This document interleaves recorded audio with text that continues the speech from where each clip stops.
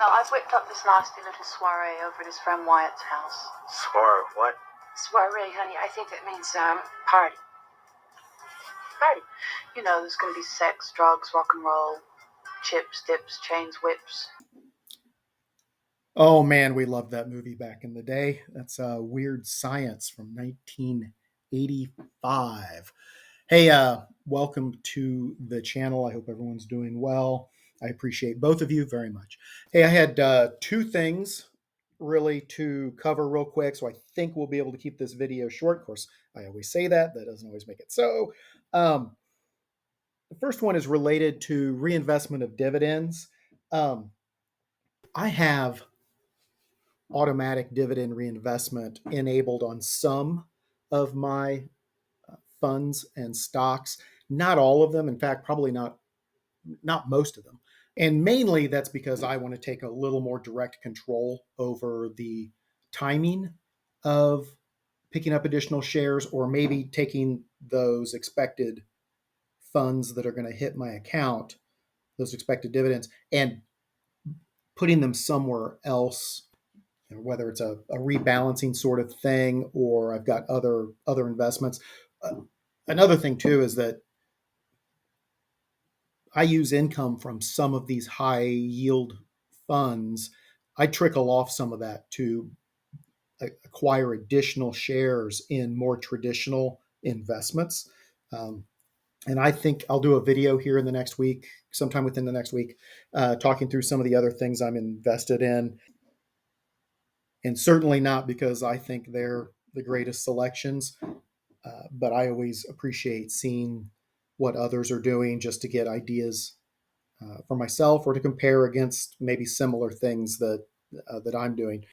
So the second thing I wanted to talk about just real briefly is something that Oracle Maximum Yield, who is the YieldMax TV channel, formerly YieldMax TV channel on YouTube, talks about in some of his interesting content. And absolutely encourage people, if somehow someone has managed to stumble across my channel before one of these others that's been around a lot longer and has a lot more subscribers, absolutely go and visit and subscribe to Oracle Maximum Yield. But he talks about something called profit ripping, where effectively, and I'm going to simplify here, probably overly simplify, but where effectively he's timing entry and exit of some of his investment in some of these funds based on the, buying the dips after the ex-dividend date, and then shearing off the top any profit he's got off the top prior to the next ex-div date. Theoretically, the dividend that's expected to be paid is built into the asset value before it's distributed, and then it comes out after the distribution. And he talks about doing this with ULTY, and he jokes, and he may be right, that he's the only person who's made money on ULTY.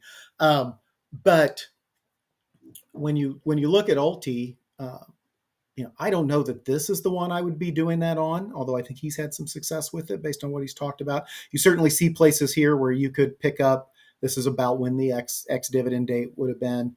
You could have picked up shares and maybe dumped them right before the next one. That's right around the middle of the month there. I didn't take the time to look up these dates exactly. But what you see here is a little bit of a sawtooth pattern, right? That if you can capitalize on that, this profit ripping would work out really, really great. Unless you get stuck down here and then you're like, oh my gosh, I'm in the pit, the valley of no profit. But every time he talks about it, this is the chart I think of. IWMY, it's Defiances and Options Income Fund. If you look here, you've got this great little sawtooth pattern that you could pick up. See right here where we closed at 44.46.